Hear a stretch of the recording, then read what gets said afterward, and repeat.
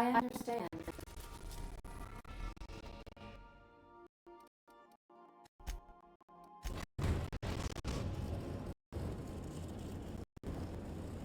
We have arrived at the Hope. I need you to reroute power from our ship to Hope's auxiliary generator. You'll have to connect me to the Hope's comm system so I can convince her central computer to enable the skip drive. If calculations are very slightly off, you could crash the entire colony ship into Terra 2 or the Sun.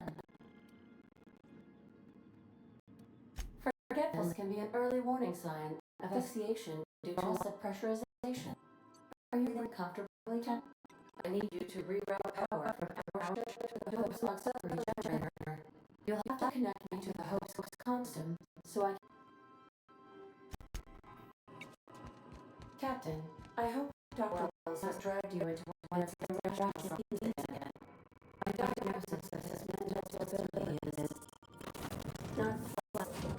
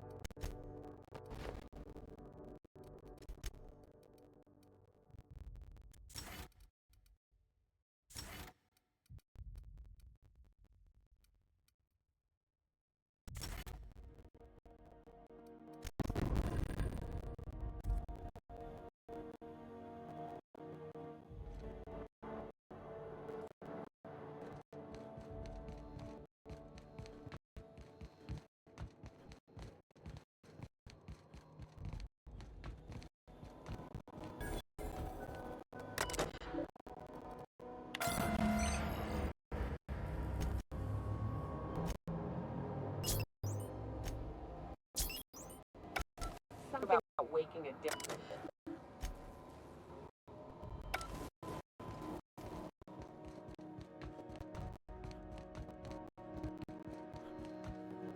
You know, when they posted us here, I told them there wasn't any point. Nobody would be so stupid as to fly to the ass end of the colony for this derelict. Shows how much I know. You've got about 5 seconds to tell me what you're doing here before I make you take a walk outside.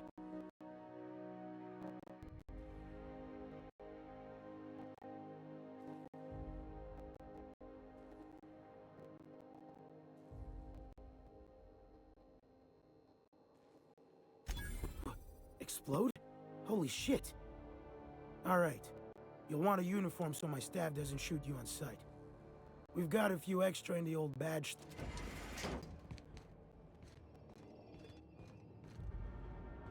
What? Good luck. Big mistake. Take him down! Open fire!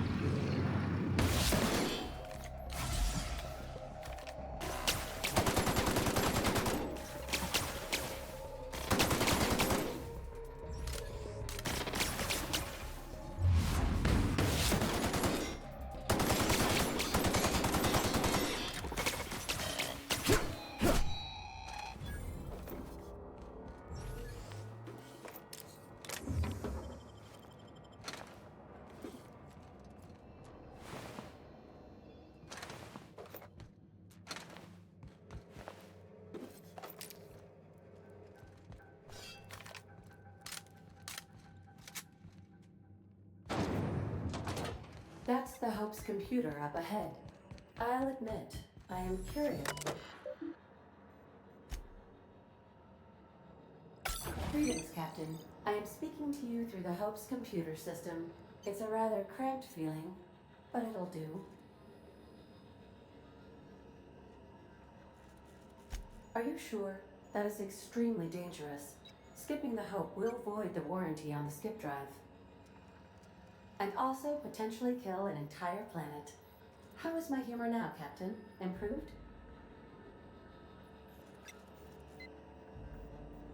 Jump-starting the skip drive. Destination set to the rings of Terra 2. Oh no. Captain, don't do this. I ain't dying on a fucking ship. I'm gonna die in the dirt like we're meant to. Doing it. I mean, affirmative. Skipping the Hope in 3, 2, 1.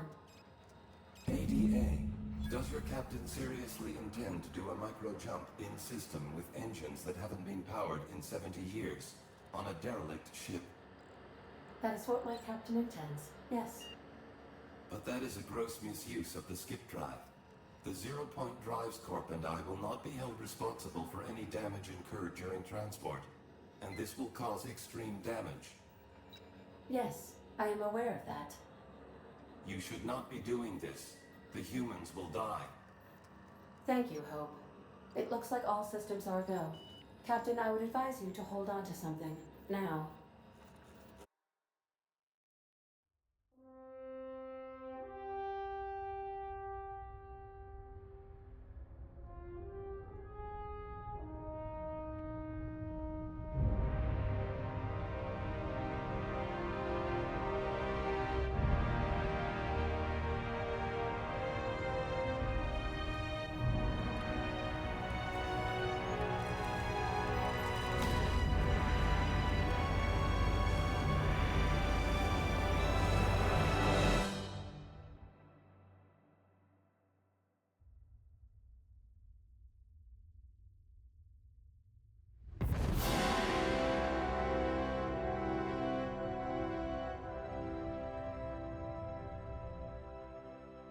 Oh, good. We are still alive and have successfully skipped into Terra 2's orbit. I reported as much to Phineas Wells, but he has not responded. Perhaps you should check in on him. Oh. I feel like I've been turned inside out. Let's not do that again.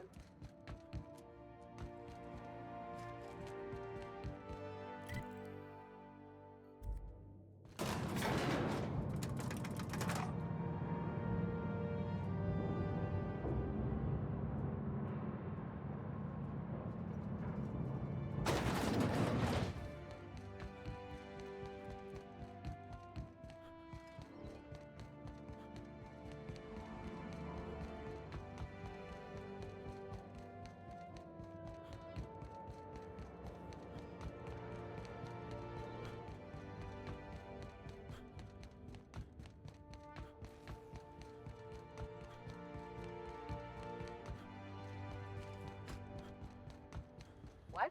What was that?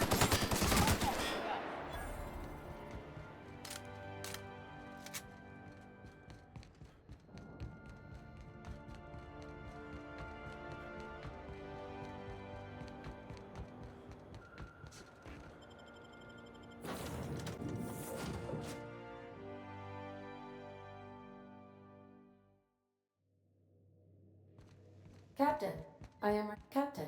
I shall now play the transmission I received from Dr. The board is here. They've found me somehow. They're about to blast my door open. I can't stop them from getting me, and there isn't enough time to the board. All their lackeys, they're all a bunch of... You fucking pigs! I'll take you up! It would seem the recording captured some rather dire events. I presume you'll want to dock at the orbital. How can I request...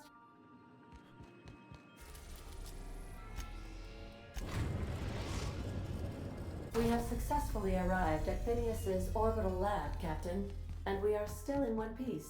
Shall I congratulate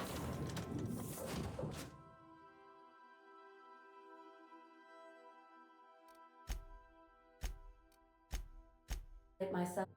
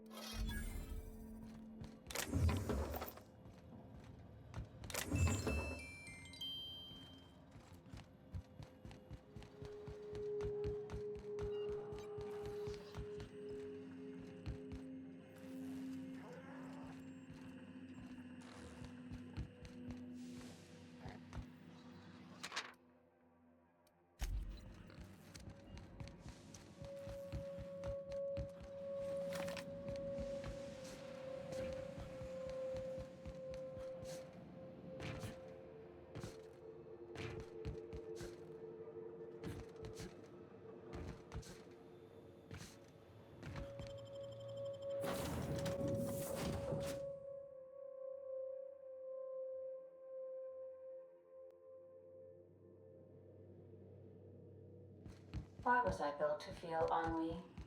Captain, as it appears we may soon be embarking for a maximum security prison, I believe the crew would like to speak with you to...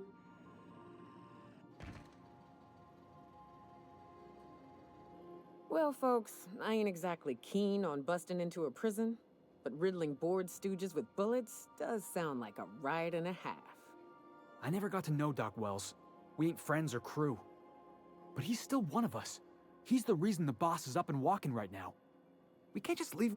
To extract the scientist, you will need to infiltrate the labyrinth.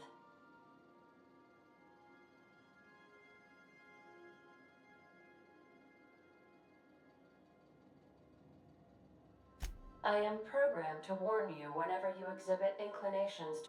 Let's just do it. Kick down some doors, grab Doc Wells, and cut a path out. If you really mean...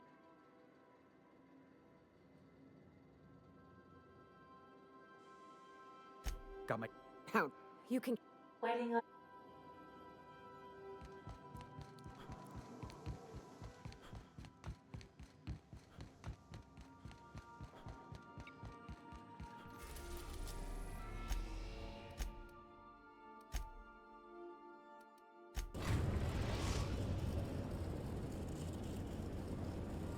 I am pleased to inform you that we have arrived at the labyrinth. Please be advised that the punishment for trespassing is execution. Please be advised that electrical storms on the surface of Tartarus make departure impossible at this time. Oh. Attention, unauthorized spacecraft. This is a maximum security installation. You are here.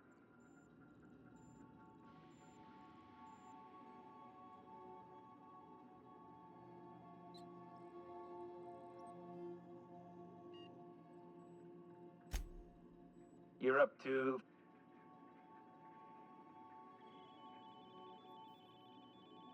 All right. I'm feeling generous.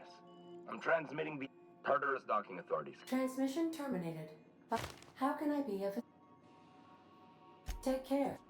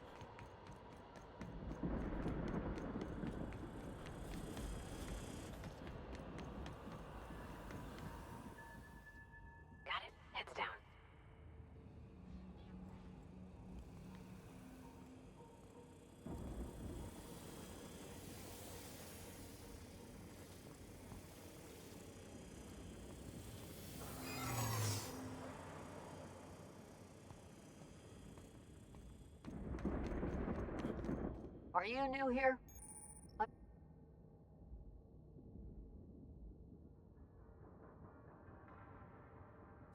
Oh, that's great. Much...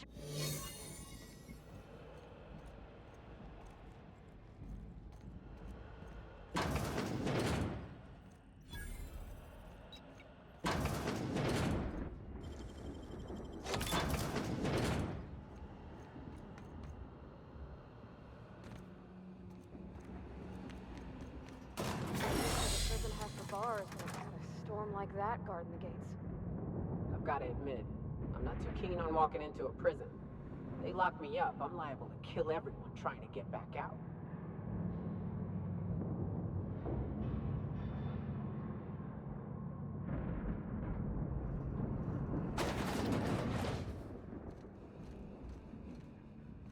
Whew. We have a lot of shooting to do, Captain.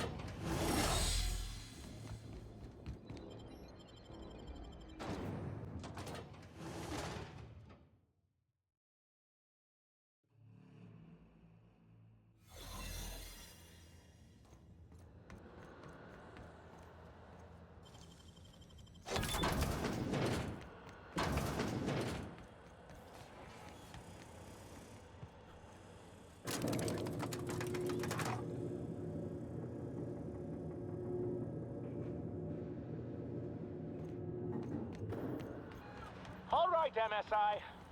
I'm not one for rousing speeches, but the captain needs our help. So get in there and fight!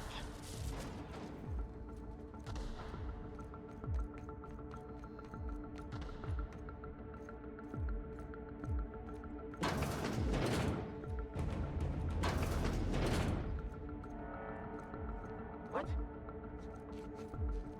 Something's not right. I'm gonna go have a look. Are you new here? I didn't think we... Whoa, no... Okay.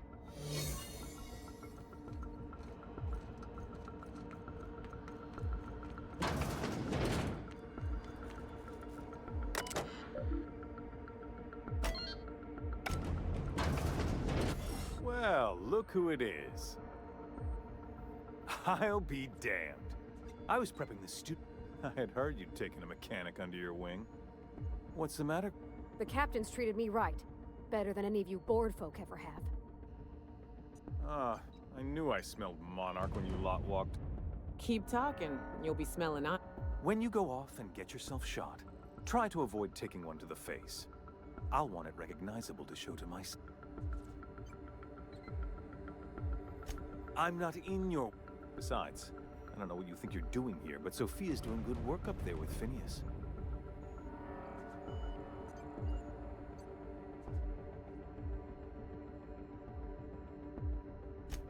Yes, he is an but that's between us.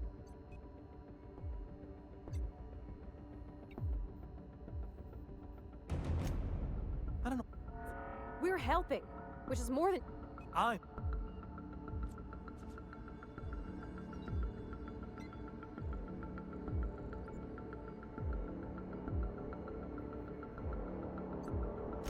That's because you don't think ahead. I'll admit, there's no shortage of talent in the scientists and engineers. Look, I'm not an unreasonable man. If you manage to storm the castle, as it were, and make... I can't exactly afford more havoc than you've already caused. Fine. If you survive, you'll need some...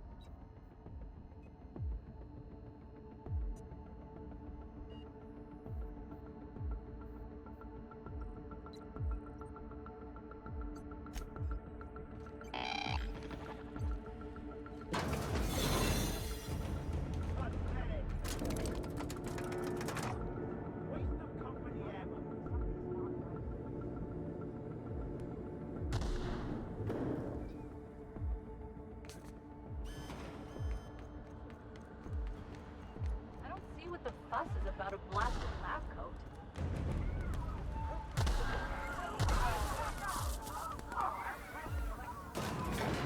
This is nice. Calm before the storm and all that. Whatever comes of this, I'm just real glad to know you all.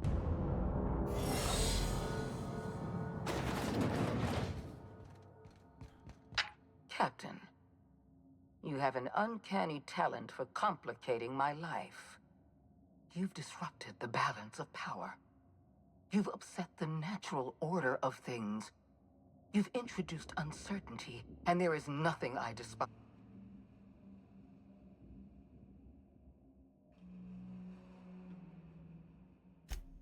I'm aware of your For all your talents, you are the enemy.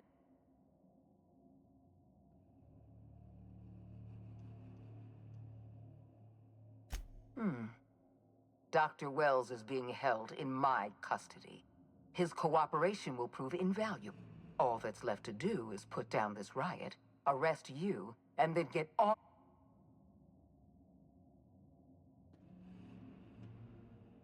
Well, that's mostly... leaving you alive is...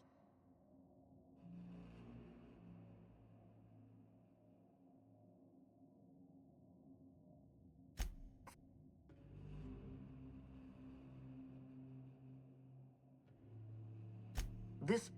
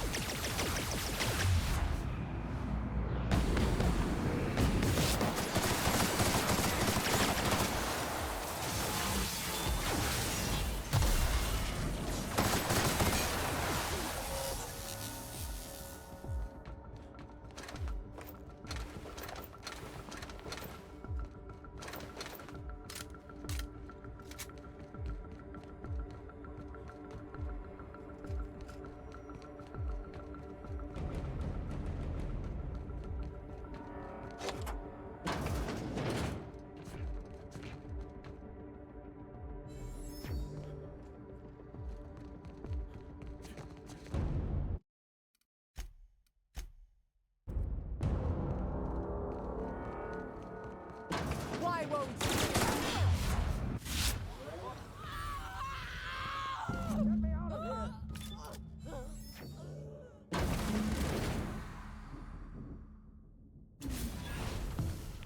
You don't know how glad I am to see you. You did the right thing. Akande was a monster. Her death was much deserved, and long overdue. And you lunatic, you broke into the board's own fortress just to rescue one doddering old man. You are absolutely out of your mind, and I can't begin to thank you enough.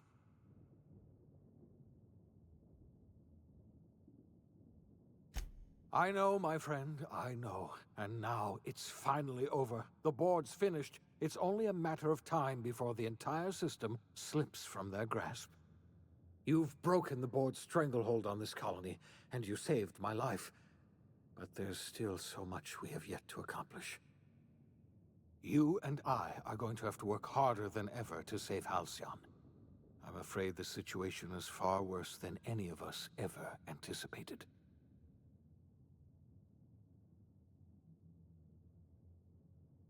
I would like nothing more than to celebrate this victory, but we have a serious problem on our hands. Earth has gone dark. We haven't received a single message in 3 years. There's been no communication, no signals, nothing. 2 years ago, the Earth's Directorate's frigate disappeared on their way back to Earth.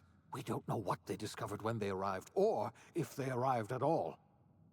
So we've got to make do on our own. Seems to me that'll make us stronger in the end anyhow. You're quite right. We've got no choice but to make do on our own. You mean we're all alone out here? Really alone? I'm afraid so, Miss Holcomb. Halcyon is the only home we have left. Returning to Earth is no longer an option. We're in serious trouble, my friend. Do you know what this means for Halcyon? We can't rely on Earth for support anymore. We've been cut loose. We're entirely on our own.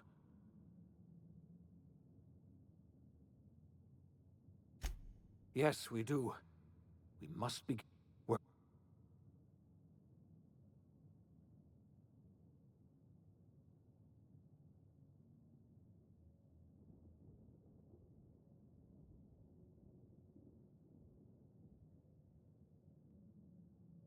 When I revived you, I thought you were going to help me. I had our roles reversed, you see. You're the one who's going to save us all. I'm just the one who... You're the best thing to ever happen. We're not a colony any longer, are we? Our last connection to Earth has been severed. Our future is uncertain.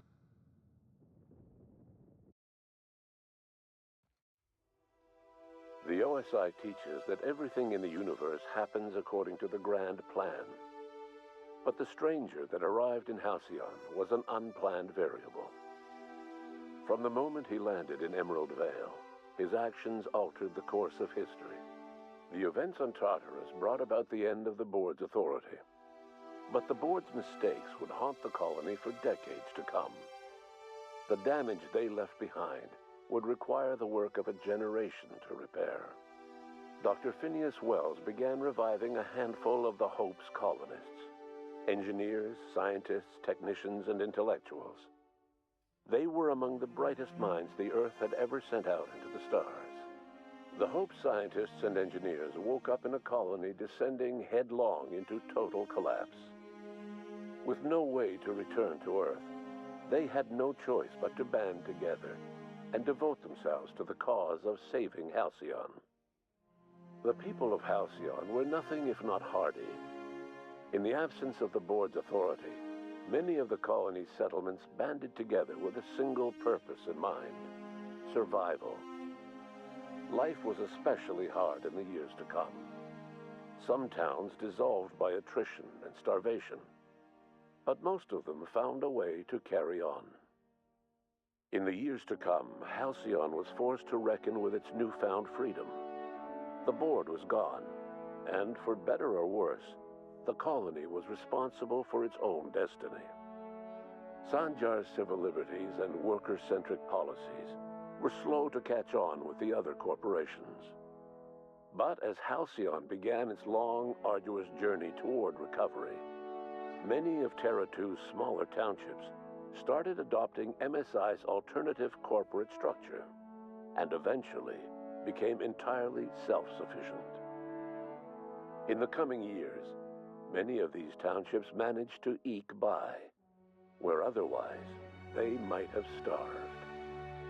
After returning to Edgewater, the deserters negotiated workplace reforms with Reed Thompson, including a single day of rest, which came to be known as a weekend. As the world around him changed, Thompson found himself pining for the old days. He was known to spend his weekends in the cantina, nursing one of the few remaining bottles of Zero G, and repeating to himself, "It's not the best choice, it's Spacer's choice." As for Adelaide McDevitt, she tended to her garden in solitude for another year before passing away. Her body was discovered some months later when Reed Thompson paid her a visit in an effort to make amends. Her remains were buried in a place of honor underneath the floor of the Edgewater Cannery. Reed believed this was what she always wanted. Junlei Tennyson fought to protect the groundbreakers' independence. While the board's influence faded, mechanical difficulties forced her to rely on parts that only corporations could provide. The cost was high, and time would tell if Junlei could balance the work with her aspirations for a better future. The rediscovery of the Hope and the abandonment of the Lifetime Employment Program forced Byzantium to come to terms with some uncomfortable realities about the state of Halcyon.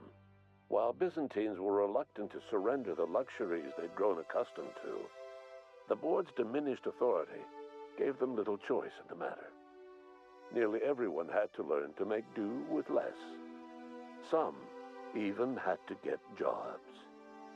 It was a dark time indeed. Life in Halcyon was sobering for Felix Millstone. The grand revolution he dreamed of never came. There was no great awakening for the colony, no celebrations in the streets. There was only the hard, desperate work of trying to repair a broken colony. Felix never had a head for numbers, but if there was labor to be done, he was there to help. Eventually, Felix realized that the work of a revolution was done with two hands. Though Parvati eventually grew comfortable aboard the Unreliable, she never quite came out of her shell. She seemed to prefer the company of Ada to the crew, and she could often be found neck-deep in cables and grease, telling Ada funny stories from her childhood. While the colony fell into chaos, she found an island of relative peace with Ada, and they formed an unusual bond. She decided to remain aboard the Unreliable permanently as its chief and sole engineer. As hard as she tried to drink them away, Nyoka's memories eventually overcame her. Traveling with the crew served as a constant reminder of the family she'd lost, and so she eventually returned to Monarch to get back to what she found most comfortable: the deep end of a bottle and the far end of a trail. Few have seen her since, but travelers often swear they hear her and her machine gun in the night, screaming swears and spitting bullets. Before his untimely death, Captain Alex Hawthorne had plans to restore and modify, for combat purposes, a sanitation and maintenance automechanical that he'd found in a state of disrepair in Emerald Vale's scrapyard. That unit remains broken down and forgotten in the Unreliable supply closet to this day. Though Minister Clark was eventually released from house arrest, long years of isolation left him a changed man, little suited for bureaucratic work or for the colony that was changing around him. He remained in his estate largely by choice, fading from public view. Chairman Rockwell served as the public face for the changes in Halcyon to come. Whenever you needed strings pulled or a voice to sell a policy change, Rockwell was only too happy to oblige. As for Dr. Phineas Wells, he spent his remaining years in his orbital lab. He eventually came to terms with his own past and was able to forgive the mistakes of his younger self by devoting his remaining years to serving the colony. Dr. Wells was able to revive many more scientists and engineers than he first expected, thanks to the additional batch of chemicals you stole from the Ministry. Wells never forgot about the human lives that were lost in acquiring these chemicals.